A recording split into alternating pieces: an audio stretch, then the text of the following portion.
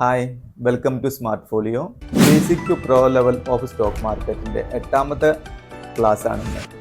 കഴിഞ്ഞ ക്ലാസ്സുകളിൽ നമ്മൾ ക്യാൻഡിൽ സ്റ്റിക്സ് അതേപോലെ തന്നെ ക്യാൻഡിൽ സ്റ്റിക്സ് പാറ്റേണുകളെയൊക്കെ കുറിച്ച് പഠിച്ചു. ഇനി നമുക്ക് ഈ ഒരു ചാപ്റ്ററിൽ നമുക്ക് സപ്പോർട്ട്, റെസിസ്റ്റൻസ്, ട്രെൻഡ് ലൈനൊക്കെ കുറിച്ചാണ് നമുക്ക് പഠിക്കാം. അപ്പോൾ ഈ കഴിഞ്ഞു പോയ ക്ലാസ്സുകളിലുള്ള എല്ലാ കാര്യങ്ങളും നിങ്ങൾ ശരിക്കും പഠിച്ചിട്ടുണ്ടാവുമെന്ന് ഞാൻ വിചാരിക്കുന്നു. അതേപോലെ തന്നെ ഓരോ വീഡിയോസും രണ്ടോ മൂന്നോ തവണ നിങ്ങൾക്ക് മനസ്സിലാവുന്നത് വരെ നിങ്ങൾ കാണണം. ഓക്കെ, അതേപോലെ തന്നെ അതിലെ ഓരോ പോയിന്റ് നിങ്ങൾ നോട്ട് ചെയ്ത് വെക്കണം. നോട്ട് ചെയ്ത് വെക്കുമ്പോഴേ ഒന്നുകൂടെ നിങ്ങൾക്ക് മനസ്സിലാവാനും പഠിക്കാനും കുറച്ചും കൂടി എളുപ്പമാണത്. പിന്നെ എന്തെങ്കിലും ഈ കഴിഞ്ഞു പോയ ക്ലാസ്സുകളിലൊക്കെ എന്തെങ്കിലും ഡൗട്ട്സോ കാര്യങ്ങളോ എന്തുണ്ടെങ്കിലും തന്നെ നിങ്ങൾക്ക് കമൻസിൽ കൊടുക്കാം. അതല്ല എന്നുണ്ടെങ്കിൽ നമ്മൾ ഇൻസ്റ്റാ ID കൊടുക്കുന്നുണ്ട്, അതേപോലെ നമ്മുടെ വാട്സപ്പ് നമ്പർ കൊടുക്കുന്നുണ്ട്. അങ്ങനെ നമ്മളെ ടീമായിട്ട് നിങ്ങൾക്ക് ബന്ധപ്പെടാം. നിങ്ങൾ എന്തൊരു ഡൗട്ട്സ് ആണെങ്കിലും നമ്മൾ ക്ലിയർ ചെയ്ത് തരും മാക്സിമം. ഓക്കെ, അപ്പം നമുക്ക് നേരെ ഡയറക്റ്റ് വീഡിയോയിലോട്ട് പോകാം. Support and resistance is a point where stock stops rising further. At resistance there are more sellers than buyers. At resistance there is a trend reversal to bearish. Resistance can be broken with large price action movement. Once stock goes up from resistance it acts as a support. Okay, അപ്പോൾ നമുക്ക് ഈ ഒരു ചാർട്ടിലൂടെ നമ്മൾ നോക്കുകയാണെന്നുണ്ടെങ്കിൽ ഇത് റെസിസ്റ്റൻസിനെ കുറിച്ചാണ് നമ്മൾ ആദ്യം ഇപ്പോൾ പറഞ്ഞത്. ഓക്കെ, സപ്പോർട്ട് ഇവിടെ ഈ ഒരു ബ്ലൂ ലൈൻസ് എല്ലാം സപ്പോർട്ടായിട്ടും ഈ റെഡ് ലൈൻ റെസിസ്റ്റൻസും ആയിട്ടാണ് നിൽക്കുന്നത്. റെസിസ്റ്റൻസ് എന്ന് പറയുമ്പോൾ ഏറ്റവും കൂടുതൽ സെല്ലേഴ്സ് വരുന്ന ഒരു പോയിന്റ് ആണ് റെസിസ്റ്റൻസ്. ഓക്കെ, അതേപോലെ തന്നെ റെസിസ്റ്റൻസ് പ്രൈസ് റിവേഴ്സലാവുന്ന അല്ലെങ്കിൽ അതുവരെ പ്രൈസ് മുകളിലോട്ട് പോയിരുന്ന പ്രൈസ് പിന്നീട് അവിടെ സ്റ്റോപ്പായിട്ട് തിരിച്ച് താഴോട്ട് ഇറങ്ങുന്ന അല്ലെങ്കിൽ സ്റ്റോപ്പ് ആവുന്ന ഒരു പ്രൈസിന്റെ മുകളിലോട്ടുള്ള ആ ഒരു പോക്ക് സ്റ്റോപ്പ് ആവുന്ന ആ ഒരു പോയിന്റ് അല്ലെങ്കിൽ ആ ഒരു പ്രൈസ് ലെവലിനെയാണ് നമ്മൾ റെസിസ്റ്റൻസ് എന്ന് പറയുന്നത്. ഈ ഒരു റെസിസ്റ്റൻസ് സാധാരണ ഒരു ട്രെൻഡ് റിവേഴ്സൽ, കാരണം അതുവരെ മുകളിലോട്ട് പോയിരിക്കുന്ന സ്റ്റോക്ക് പ്രൈസ് പിന്നീട് ഈ റെസിസ്റ്റൻസ് പോയിന്റ് തിരിച്ച് താഴോട്ടേക്ക് ഇറങ്ങാനാണ് ചാൻസ് സാധാരണ ഉണ്ടാവാറുള്ളത്. ഈ റെസിസ്റ്റൻസ് പോയിന്റിൽ സെല്ലേഴ്സ് ആണ് ഉണ്ടാവുക. ബയേഴ്സിനേക്കാളും കൂടുതൽ സെല്ലേഴ്സ് ആയിരിക്കും ആ ഒരു പോയിന്റിൽ ഉണ്ടാവുക. ഓക്കെ, ഇനി നമ്മൾ നേരെ സപ്പോർട്ട് നോക്കാം. Support is a point where stock stops falling further. At support there are more buyers than sellers. Support can be broken with large price action movement. Once stock goes down from support it acts as resistance. ഞാൻ മുമ്പത്തെ റെസിസ്റ്റൻസിന്റെ ഒരു കാര്യം വിട്ടു പറയാൻ പോയത്, ഈ ഒരു റെസിസ്റ്റൻസിലേക്ക് വീണ്ടും ഒരു പ്രൈസ് റെസിസ്റ്റന്റ് പോയിന്റിൽ വീണ്ടും തിരിച്ചു വന്നുകൊണ്ട് വീണ്ടും മുകളിലോട്ട് വന്ന് വീണ്ടും ആ ഒരു റെസിസ്റ്റൻസ് പോയിന്റ്സിനെ ഒരു പക്ഷേ അതിനെ റെസ്പെക്ട് ചെയ്യും. അത് ചെയ്തിങ്ങാണ്ട് വീണ്ടും താഴോട്ട് വന്നു എന്ന് വിചാരിക്കുക. എന്നിട്ട് വീണ്ടും സപ്പോർട്ട് ലെവലിൽ നിന്ന് വീണ്ടും റെസിസ്റ്റൻസ് പോയിന്റിനെ റെസ്പെക്ട് ചെയ്യാതെ നമ്മളെ ഈ ബയേഴ്സിന്റെ സ്ട്രെങ്ത് കൊണ്ട് നമ്മൾ ഒരു റെസിസ്റ്റൻസിനെ ബ്രേക്ക് ചെയ്ത് മുകളിലോട്ടേക്ക് പ്രൈസ് പോവുകയാണെന്നുണ്ടെങ്കിൽ പിന്നീട് ആ പ്രൈസ് അവിടുന്ന് താഴേക്ക് ഇറങ്ങി വരികയാണെന്നുണ്ടെങ്കിൽ ഈ മുമ്പ് റെസിസ്റ്റൻസ് ആയിട്ട് ആക്ട് ചെയ്ത ആ ഒരു ലെവല് പിന്നീട് സപ്പോർട്ടായിട്ട് ആക്ട് ചെയ്യും. നിങ്ങൾ ഈ ഒരു ലൈനിൽ തന്നെ മനസ്സിലാവുന്നുണ്ടാവും. ആദ്യം റെസിസ്റ്റൻസ് ആയിരുന്നു ഈ ഒരു ലൈന്, പക്ഷെ ഒരിക്കലും ഈ ഒരു ലൈനിനെ, ഈ ഒരു റെസിസ്റ്റൻസ് പോയിന്റിനെ നമ്മളെ പ്രൈസ് ക്രോസ് ചെയ്ത് ബ്രേക്ക് ചെയ്ത് മുകളിലോട്ട് പോയി എന്നിട്ട് പിന്നെ താഴേക്ക് വന്നപ്പോൾ പിന്നീട് ആ റെസിസ്റ്റൻസ് ലൈന് സപ്പോർട്ട് ലൈനായിട്ട് ആക്ട് ചെയ്തു. കണ്ടല്ലോ, ഇതേപോലെ തന്നെയാണ് നമ്മൾ സപ്പോർട്ട് ലൈൻ എന്ന് പറയുമ്പോൾ ഏറ്റവും കൂടുതൽ ബയേഴ്സ് ആക്റ്റീവ് ആവുന്ന ആ ഒരു പ്രൈസ് ലെവലിനെയാണ് നമ്മൾ സപ്പോർട്ട് ലെവൽ എന്ന് പറയുന്നത്. ഈ ഒരു സപ്പോർട്ട് ലെവലിൽ നിന്നാണ് പ്രൈസിന്റെ അതുവരെ സ്റ്റോക്കിന്റെ പ്രൈസ് കുറഞ്ഞു വന്നിട്ടുണ്ട്. പക്ഷെ ഒരു സപ്പോർട്ട് ലെവലിൽ എത്തിക്കഴിഞ്ഞിട്ടാണെന്നുണ്ടെങ്കിൽ അവിടെ ബയേഴ്സ് ആക്റ്റീവ് ആവുകയാണല്ലോ. അപ്പോൾ ഓട്ടോമാറ്റിക്കലി പിന്നീട് പ്രൈസ് മുകളിലോട്ടേക്ക് പോകും. അപ്പം അതൊരു റിവേഴ്സൽ ആയിട്ട് തന്നെ നമ്മൾ ആ ഒരു സപ്പോർട്ട് ലെവലിൽ നിന്ന് നമ്മളൊരു പ്രൈസിന്റെ റിവേഴ്സൽ അല്ലെങ്കിൽ ഒരു ട്രെൻഡ് റിവേഴ്സൽ നമുക്ക് മനസ്സിലാക്കാൻ പറ്റും. ഞാൻ പറയുന്നത് മനസ്സിലായിട്ടുണ്ടാവുന്ന കരുതുന്നു. കാരണം സപ്പോർട്ടിൽ നിന്നാണ് എപ്പോഴും ബയേഴ്സ് ആക്റ്റീവ് ആവുക. ബയേഴ്സ് ആക്റ്റീവ് ആവുന്ന ആ ഒരു പ്രൈസ് ലെവൽ ഉണ്ടാവും. അതിനെയാണ് നമ്മൾ സപ്പോർട്ട് എന്ന് പറയുന്നത്. ഈ സപ്പോർട്ട് വരുന്ന മുകളിൽ നിന്നും പ്രൈസിന്റെ സ്റ്റോക്കിന്റെ പ്രൈസ് താഴോട്ട് വീണ് ഏകദേശം ഒരു സപ്പോർട്ട് ലെവൽ എത്തുന്ന സമയത്താണ് ഈ പ്രൈസിന്റെ ആ ഒരു വീഴ്ച നിന്ന് പിന്നെ പ്രൈസ് കൂടാൻ തുടങ്ങുന്നത്. കൂടാൻ തുടങ്ങുക മീൻസ് അവിടുന്ന് ഒരു റിവേഴ്സലാണ് വരുന്നത്. അതിന് നേരെ ഓപ്പോസിറ്റ് ആണ് റെസിസ്റ്റൻസിൽ എപ്പോഴും റെസിസ്റ്റൻസിൽ എത്തുന്നതോടുകൂടി പ്രൈസിന്റെ ആ ഒരു മുകളിലോട്ടുള്ള മൂവ്മെന്റ് സ്റ്റോപ്പായി പിന്നീട് അത് താഴോട്ടേക്കാണ് വരുന്നത്. അതോടുകൂടി ഒരു ബിയറിഷ് മൊമെന്റമാണ് പിന്നെ ആ ഒരു സ്റ്റോക്കിൽ വരുന്നത്. ഓക്കെ, പിന്നെ വൺസ് നമ്മൾ എപ്പോഴെങ്കിലും ഒരു റെസിസ്റ്റൻസിനെ നമ്മൾ സ്റ്റോക്ക് പ്രൈസ് ബ്രേക്ക് ചെയ്ത് മുകളിലോട്ട് പോവുകയാണെന്നുണ്ടെങ്കിൽ പിന്നീട് ആ ഒരു റെസിസ്റ്റൻസ് ലൈന് സപ്പോർട്ട് ലൈനായിട്ട് ആക്ട് ചെയ്യും. അതുപോലെ തന്നെ പ്രൈസ് ഫോളോ ചെയ്യുന്ന സമയത്ത് ഒരു സപ്പോർട്ട് ലൈനിനെ ബ്രേക്ക് ചെയ്തിങ്ങാണ്ട് വീണ്ടും താഴോട്ട് വന്നു കഴിഞ്ഞാൽ പിന്നെ സ്റ്റോക്ക് പ്രൈസ് തിരിച്ച് മുകളിലേക്ക് പോവുകയാണെന്നുണ്ടെങ്കിൽ ആ മുമ്പ് സപ്പോർട്ട് ലൈനായിട്ട് ആക്ട് ചെയ്ത ആ ഒരു ലൈന് റെസിസ്റ്റൻസ് ലൈനായിട്ട് ആക്ട് ചെയ്യും. മനസ്സിലായിട്ടുണ്ടാവുമെന്ന് കരുതുന്നു. ഓക്കെ, അപ്പോൾ ഇല്ല എന്നുണ്ടെങ്കിൽ നിങ്ങൾ ഒന്നും കൂടെ നമ്മളെ ഒരു പിക്ചർ ശരിക്കും നോക്കുകയാണെങ്കിൽ തന്നെ നിങ്ങൾക്ക് കാര്യങ്ങൾ മനസ്സിലാവും. ഓക്കെ, ഇനി how to identify support and resistance. Okay, identify the relevant time period. നമുക്കൊരു ടൈം പീരീഡ് ആണ് നമ്മൾ ആദ്യം ഇതിന് വേണ്ടിയിട്ട് നമ്മൾ മനസ്സിലാക്കേണ്ടത്. നമുക്കൊരു ലോങ് ടേമിലേക്കുള്ള ഒരു ഇൻവെസ്റ്റ്മെന്റ് പർപ്പസിന് വേണ്ടിയിട്ട് നമ്മൾ സ്റ്റോക്കിലെ സപ്പോർട്ട് ആൻഡ് റെസിസ്റ്റൻസ് നോക്കുകയാണെന്നുണ്ടെങ്കിൽ ഒരു 1 to 2 ഇയറിന്റെ ആ ഒരു കാലഘട്ടമാണ് നമ്മൾ നോക്കേണ്ടത്. അതല്ല ഒരു ഇൻട്രാഡേ അല്ല എന്നുണ്ടെങ്കിൽ ചെറിയൊരു ഷോർട്ട് ടേം അല്ലെങ്കിൽ സ്വിംഗ് ട്രേഡിനൊക്കെ ആണെങ്കിൽ ഒരു 3 മുതൽ ഒരു 5 മാസം വരെയുള്ള അല്ലെങ്കിൽ 6 മാസം വരെയൊക്കെ ഉള്ള അല്ലെങ്കിൽ ഒരു ബിലോ 1 ഇയറിന്റെ ആ ഒരു ടൈം പീരീഡ് ആണ് നമ്മൾ നോക്കേണ്ടത്. Identify price action zone. Price action zone എന്ന് പറഞ്ഞപ്പോൾ നമ്മൾ മുമ്പ് പറഞ്ഞ പോലെ തന്നെ ആ ഒരു ഏറ്റവും കൂടുതൽ ബയേഴ്സും ഏറ്റവും കൂടുതൽ സെല്ലേഴ്സും ആക്റ്റീവ് ആയിട്ടുള്ള ആ ഒരു പ്രൈസ് സോൺ ആണ് നമ്മൾ പിന്നീട് ഐഡന്റിഫൈ ചെയ്യേണ്ടത്.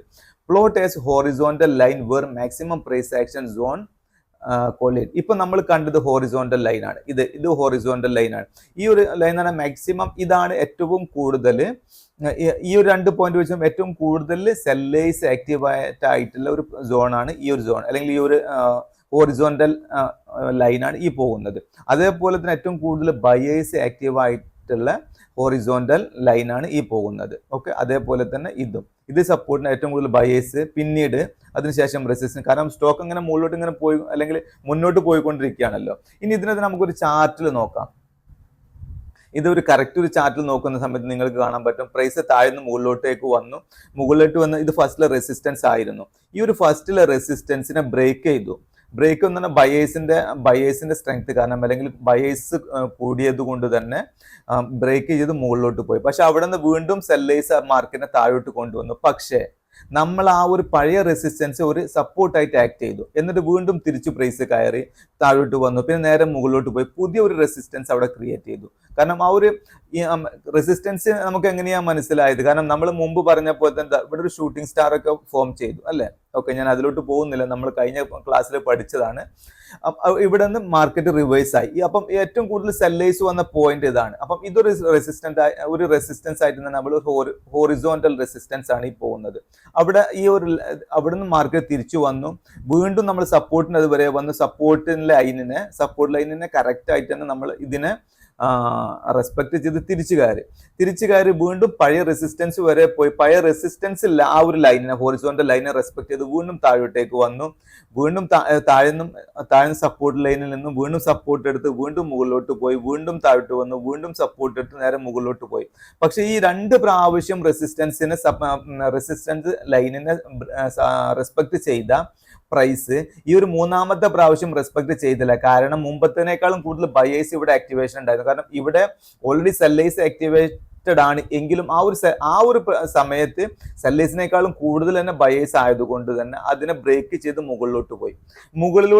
പിന്നെ അവിടെ നേരെ താഴോട്ട് വന്നു. വീണ്ടും മുകളിലോട്ട് പോയി താഴോട്ട് വന്നു. പിന്നീട് ആ ഒരു മുമ്പത്തെ റെസിസ്റ്റൻസ് ലൈനാണ് പിന്നീട് ഒരു സപ്പോർട്ട് ലൈനായിട്ട് ഇവിടെ ആക്ട് ചെയ്തത് കണ്ടില്ലേ? പിന്നീട് ഇവിടെ വന്നു. ഇവിടെ നിന്ന് വീണ്ടും ബയേഴ്സ്. കാരണം ഈ ഒരു ലൈന് ഇവിടുത്തെ ആ ഒരു റെസിസ്റ്റൻസ് ലൈൻ എന്നുള്ളത് ഇത് ഇൻവാലിഡ് ആയി. പിന്നീട് ഇവിടെ വാലിഡ് ആയിട്ട് വരുന്ന ഈ ഒരു ലൈന് സപ്പോർട്ട് ലൈൻ ആയിട്ടാണ്. ഇപ്പോൾ ശരിക്കും മനസ്സിലായിട്ടുണ്ടാവും അല്ലെ?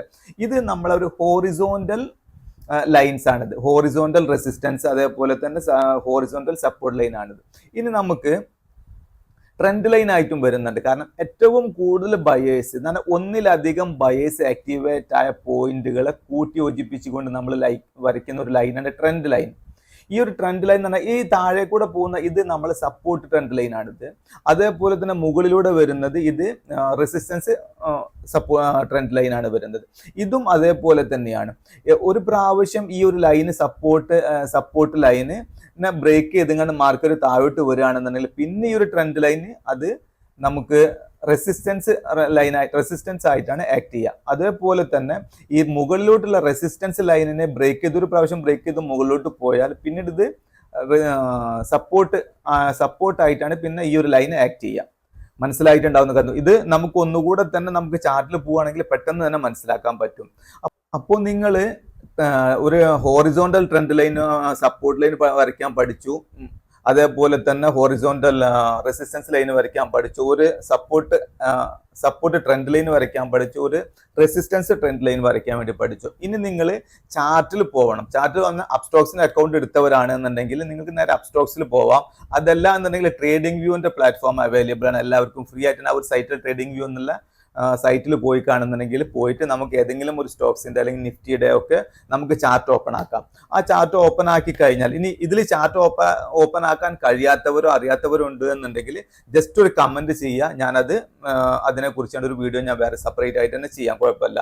ഇനി അതല്ല പർട്ടിക്കുലർ ആയിട്ട് ഒന്നോ രണ്ടോ വളരെ കുറച്ച് വ്യക്തികൾക്ക് അറിയാത്തുണ്ടെങ്കിൽ അവർക്ക് ഞാൻ എക്സ്പ്ലെയിൻ ചെയ്ത് തരാം. ഓക്കെ, എന്നിട്ട് ആ ഒരു ചാർട്ടിൽ പോയിട്ട് ആ ഒരു ചാർട്ടിൽ ഒന്നിലധികം സ്റ്റോക്സിന്റെ ഒക്കെ ചാർട്ട് ഓപ്പൺ ചെയ്തിട്ട് അതിൽ നിങ്ങൾ ഈ ഹോറിസോണ്ടൽ ലൈൻസ് നിങ്ങൾ വരയ്ക്കാൻ പഠിക്കുക. അത് സപ്പോർട്ട് ലൈനും സപ്പോർട്ടും റെസിസ്റ്റൻസിന്റെയും ഹോറിസോണ്ടൽ ലൈന്, അതേപോലെ ട്രെൻഡ് ലൈന്. എന്നിട്ട് നിങ്ങൾ നിങ്ങളുടെ ഈ ഒരു ലൈനിനെ മാർക്കറ്റ് എങ്ങനെയാണ് റെസ്പെക്ട് ചെയ്യുന്നത് എന്നുള്ളതും കൂടി നിങ്ങൾ മനസ്സിലാക്കിയിട്ട് നിങ്ങൾ നിങ്ങളുടെ ആ ഒരു ലൈന് വരയ്ക്കുന്നതിന്റെ ക്വാളിറ്റി മാക്സിമം കൂട്ടാൻ വേണ്ടി ശ്രമിക്കുക. ക്വാളിറ്റി കൂട്ടുക എന്നുള്ളതുകൊണ്ട് ഉദ്ദേശിക്കുന്നത് നിങ്ങൾ വരയ്ക്കുന്ന നിങ്ങളുടെ ആ ഒരു ആ ഒരു ലൈനിനെ മാർക്കറ്റ് മാക്സിമം റെസ്പെക്ട് ചെയ്യണം. ഇനി നമുക്ക് ട്രെൻഡ് അനാലിസിസ് ആണ് നോക്കുന്നത്. What is trend? A trend is the overall direction of market or an asset's price. In simple words, it means that the direction of a stock in particular time period. Types of trends: uptrend, downtrend, sideways trend. എന്താണ് ഒരു trend എന്ന് പറഞ്ഞ് കാണുന്നുണ്ടെങ്കിൽ ഒരു സ്റ്റോക്കിന്റെ മൂവ്മെന്റിന്റെ direction ആണ് ശരിക്കും പറഞ്ഞാൽ. ഒരു സ്റ്റോക്കിന്റെ പ്രൈസ് മുകളിലോട്ടേക്ക് ഇങ്ങനെ പോയിക്കൊണ്ടിരിക്കുന്ന ഒരു സമയമാണെന്നുണ്ടെങ്കിൽ അതൊരു അപ് ട്രെൻഡ് ആണ്. അതല്ല ആ സ്റ്റോക്കിന്റെ പ്രൈസ് താഴോട്ട് ഇങ്ങനെ വീണുകൊണ്ടിരിക്കുകയാണെന്നുണ്ടെങ്കിൽ അതൊരു ഡൗൺ ട്രെൻഡ് ആണ്. ഇനി അത് രണ്ടും അല്ല, മുകളിലോട്ടും പോകുന്നില്ല താഴോട്ടും പോകുന്നില്ല, ചെറിയൊരു ഇതിൽ ഇങ്ങനെ കൺസോളിഡേറ്റ് ചെയ്യുകയാണെന്നുണ്ടെങ്കിൽ അത് സൈഡ് വേസ് മാർക്കറ്റ് ആണ്. Okay, Trend analysis. Trend analysis is a technique used in technical analysis that attempt to predict stock price movement based on recently observed trend data. Trend analysis tries to predict a trend such as bull market run and then ride that trend until data suggests a trend reversal, such as a bull to bear market. Trend analysis is based on the idea that what has happened in the past given traders an idea of what will happen in the future.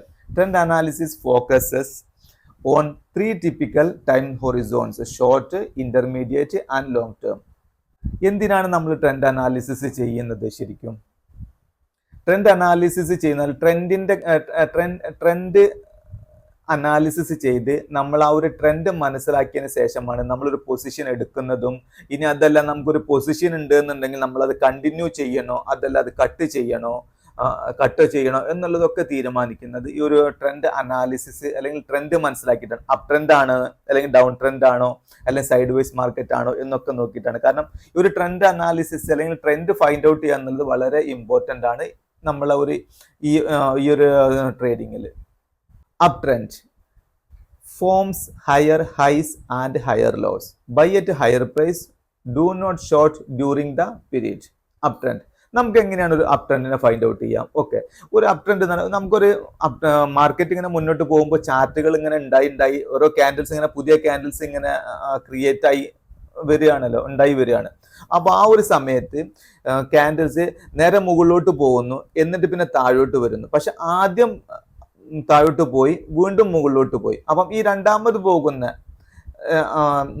High എന്ന് പറയുന്ന high ആദ്യത്തെ ഹൈനേക്കാളും higher ആയിരിക്കണം. അതേപോലെ തന്നെ അത് വീണ്ടും താഴോട്ട് വരുമ്പോൾ ആ ഒരു ലോ, ഇപ്പൊ താഴോട്ട് വരുമ്പോൾ ഒരു ലോയിലോട്ട് വന്നല്ലോ, ആ ഒരു ലോ അതിന്റെ മുമ്പത്തെ ലോനേക്കാളും ഹയർ ആയിരിക്കണം. അങ്ങനെ ഹയർ ഹൈസും ഹയർ ലോസും അങ്ങനെ ക്രിയേറ്റ് ചെയ്ത് വരുന്ന ഒരു മാർക്കറ്റ് ആണെന്നുണ്ടെങ്കിൽ അത് അപ് ട്രെൻഡ് ആണ്. അപ് ട്രെൻഡിലാണ് നമ്മൾ സ്റ്റോക്ക് വാങ്ങാനും ഇതിനൊക്കെ നിൽക്കാറുള്ളത്. അപ് ട്രെൻഡിൽ ഒരു കാരണവശാലും നമ്മൾ ഷോർട്ട് സെല്ലിങ് അല്ലെങ്കിൽ ഷോർട്ട് ചെയ്യാൻ പാടില്ല, അത് നമുക്ക് ലോസേ വരുത്തുള്ളൂ. ഓക്കെ, ഇനി ഡൗൺ ട്രെൻഡ് മനസ്സിലായിട്ടുണ്ടാവും എന്ന് കരുതുന്നു. അപ് ട്രെൻഡിന്റെ അല്ലേ, എങ്ങനെ നമുക്കൊരു അപ് ട്രെൻഡ് മനസ്സിലാക്കാം എന്നുള്ളത് നമ്മൾ ഇതിൽ വായിക്കുന്ന പോലെ ഓൾറെഡി നിങ്ങൾക്ക് ഒരു ചാർട്ട് കണ്ടാൽ തന്നെ ചാർട്ടിന്റെ പോക്ക് മുകളിലോട്ടാണെങ്കിൽ തന്നെ അത് അപ് ട്രെൻഡ് ആണോ ഡൗൺ ട്രെൻഡ് ആണോ എന്നുള്ളത് പെട്ടെന്ന് തന്നെ, വളരെ പെട്ടെന്ന് തന്നെ മനസ്സിലാവും. Down trend forms lower lows and lower highs. Short at lower highs. Do not buy during down trend. Down trendന് എന്താ നേരത്തെ നമ്മൾ പഠിച്ച അപ് ട്രെൻഡിന് നേരെ ഓപ്പോസിറ്റ് ആണ് വരിക. കാരണം അതൊരു ഹൈന്ന് നേരെ താഴോട്ട് പോകും. താഴോട്ട് വരുമ്പോൾ അത് ലോവർ ലോ ആണ് ആദ്യം ഉണ്ടാക്കുക, എന്നിട്ട് കുറച്ച് മുകളിലോട്ട് പോകും. അത് ലോവർ ഹൈ ആണ്, കാരണം അതിന് മുമ്പ് ഉണ്ടാക്കിയ ഹൈന്റെ താഴെയായിരിക്കും ഈ ഒരു ഹൈ. അതിനുശേഷം മാർക്കറ്റ് താഴോട്ട് പോകുമ്പോൾ വീണ്ടും ലോ വന്നു, ആ ഒരു ലോ മുമ്പത്തെ ലോനേക്കാളും ലോ ആയിരിക്കും. വീണ്ടും അത് മുകളിലോട്ട് പോകും, എങ്കിലും അതൊരു ഹൈ ആണ്, എങ്കിലും അത് മുമ്പത്തെ ഹൈയിനേക്കാളും ലോവർ ഹൈ ആയിരിക്കും. അങ്ങനെ ലോവർ ഹൈയും ലോവർ ലോസും ലോവർ ഹൈസും അങ്ങനെ ക്രിയേറ്റ് ചെയ്ത് പോകുന്ന ഒരു മാർക്കറ്റിനെയാണ് നമ്മൾ ഡൗൺ ട്രെൻഡ് മാർക്കറ്റ് എന്ന് പറയുന്നത്. ഡൗൺ ട്രെൻഡ് മാർക്കറ്റിൽ നമ്മൾ ഒരു ലോവർ ഹൈയിലാണ് നമ്മൾ ഷോർട്ട് ചെയ്യേണ്ടത്, ഒരു ഷോർട്ട് എൻട്രി എടുക്കേണ്ടത്. പിന്നെ ഒരു കാരണവശാലും ഒരു ഡൗൺ ട്രെൻഡിൽ നമ്മൾ ഒരു സ്റ്റോക്കോ അല്ലെങ്കിൽ ഒരു സ്റ്റോക്കോ അല്ലാന്നുണ്ടെങ്കിൽ ഒരു ബൈയിങ് നടത്തരുത്, കാരണം അത് ലോസിലോട്ടേ പോവുള്ളൂ. കാരണം നമ്മൾ മുകളിലത്തെ പ്രൈസ് എന്ന് വാങ്ങി നേരെ താഴോട്ടാണല്ലോ ഡൗൺ പോകുന്നത്. ഓക്കെ, പിന്നെ ഉള്ളത് സൈഡ് വേസ് ആണ്. സൈഡ് വേസ് എന്താണ്? Price of the stock is consolidating on a particular time frame and forms similar lows and similar highs. Do not buy and sell during sideways trend. Wait for a breakout and take position accordingly. Sideways എന്ന് പറഞ്ഞാൽ എന്താണ്? അത് വല്ലാതെ മുകളിലോട്ടും ഇല്ല താഴോട്ടും ഇല്ല, ഒന്ന് മുകളിലോട്ട്, അങ്ങനെ ആ ഒരു കൺസോളിഡേറ്റ്, ആ ചെറിയൊരു പർട്ടിക്കുലർ ഏരിയ ഇങ്ങനെ കൺസോളിഡേറ്റ് ഇങ്ങനെ ചെയ്യാൻ, ആ ഒരു സമയത്ത് നമുക്ക് ട്രേഡിങ്ങിൽ നിന്ന് വിട്ടു നിൽക്കുന്ന അല്ലെങ്കിൽ ഇതിന്ന് ട്രേഡിങ്ങിൽ നിന്ന് വിട്ടു നിൽക്കുന്നതാണ് ഏറ്റവും ബെറ്റർ. കാരണം ഒരു ബ്രേക്ക്ഔട്ടിന് വേണ്ടി ഒന്നുകിലും മുകളിലോട്ടായിരിക്കും, മുകളിലോട്ടുള്ള ഒരു ബ്രേക്ക്ഔട്ട് ആണെങ്കിൽ നമുക്ക് ബൈയിൽ എൻട്രി ചെയ്യാം, താഴോട്ടുള്ള ഒരു ബ്രേക്ക്ഔട്ട് ആണ് എന്നുണ്ടെങ്കിൽ നമുക്കൊരു ഒരു ഷോർട്ടിലോട്ട് എൻട്രി എടുക്കാം. ഇനി നമുക്കുള്ളത് ഒരു ബ്രേക്ക്ഔട്ട് സ്ട്രാറ്റജിയാണ്. ട്രെൻഡ് ലൈൻ ബ്രേക്ക്ഔട്ട് നോർമലി ട്രേഡേഴ്സിന്റെ ഇടയിൽ കോമൺ ആയിട്ടുള്ള ഒരു സ്ട്രാറ്റജിയാണ് ബ്രേക്ക്ഔട്ട് സ്ട്രാറ്റജി. ഈ ബ്രേക്ക്ഔട്ട് എന്ന് പറയുന്നത് ഒരു റെസിസ്റ്റൻസ് ലൈനിനെ പ്രൈസ് ബ്രേക്ക് ചെയ്താൽ അവിടെ ഒരു എൻട്രി എടുക്കും, എന്നിട്ട് ആ ഒരു റെസിസ്റ്റൻസ് ലൈനിന്റെ തൊട്ട് താഴെയായിട്ട് സ്റ്റോപ്പ് ലോസ് വെക്കും, എന്നിട്ട് ആ ഒരു പൊസിഷൻ കണ്ടിന്യൂ ചെയ്യും. ഓക്കെ, പിന്നെ വേറൊരു രീതി എന്ന് പറയുന്നത് നമ്മൾ ഈ റെസിസ്റ്റൻസ് ലൈനിനെ തന്നെ തട്ടിങ്ങാണ്ട് തിരിച്ചു വരുന്ന സമയത്ത് അതൊരു റിവേഴ്സിൽ കാണുമ്പോൾ അവിടെ ഒരു എൻട്രി എടുക്കും, എന്നിട്ട് റെസിസ്റ്റൻസ് ലൈനിന്റെ തൊട്ട് മുകളിൽ SL വെക്കും. സെയിം തന്നെ നമ്മൾ സപ്പോർട്ട് ലൈനിനെ ബ്രേക്ക് ചെയ്ത് സപ്പോർട്ട് ലൈനിനെ ബ്രേക്ക് ചെയ്ത് താഴോട്ട് വന്നാൽ അവിടെ ഒരു എൻട്രി എടുക്കും, എന്നിട്ട് സപ്പോർട്ടിന് നേരെ മുകളിൽ അവർ എൻട്രി എന്ന് പറഞ്ഞാൽ സെല്ലിന്റെ എൻട്രി ആണ് കേട്ടോ, ഷോർട്ട് സെല്ല് അല്ലെങ്കിൽ ഷോർട്ട് ചെയ്യുന്നതിന്റെ എൻട്രി ആണ് എടുക്കും. അത് കഴിഞ്ഞിട്ട് എന്നിട്ട് അതിന്റെ സ്റ്റോപ്പ് ലോസ് ആ ഒരു സപ്പോർട്ട് ലൈനിന്റെ തൊട്ട് മുകളിൽ വെച്ച് കൊടുക്കും. നേരെ ഓപ്പോസിറ്റിൽ സപ്പോർട്ട് ലൈന് പിന്നെ ഉള്ളത് സപ്പോർട്ടിൽ തട്ടിയിട്ട് പ്രൈസ് തിരിച്ചു കയറുന്ന സമയത്ത് അവിടെ ഒരു എൻട്രി എടുക്കും, എന്നിട്ട് സപ്പോർട്ട് ലൈനിന്റെ തൊട്ട് താഴെ SL വെക്കും. ആ ഒരു എൻട്രി എന്ന് പറഞ്ഞാൽ ബൈ എൻട്രി ആണ് വരിക. ഓക്കെ, അപ്പോൾ ഇത്രയാണ് നമുക്ക് ഈ ഒരു വീഡിയോയിൽ ഇന്ന് നമ്മൾ ഉൾപ്പെടുത്തുന്നത്. അപ്പം ഈ ഒരു വീഡിയോയിൽ പറഞ്ഞ കാര്യങ്ങളെല്ലാം നിങ്ങൾക്ക് മനസ്സിലായിട്ടുണ്ടാവും എന്നുള്ള പ്രതീക്ഷയിൽ this is VM Rafiq signing off.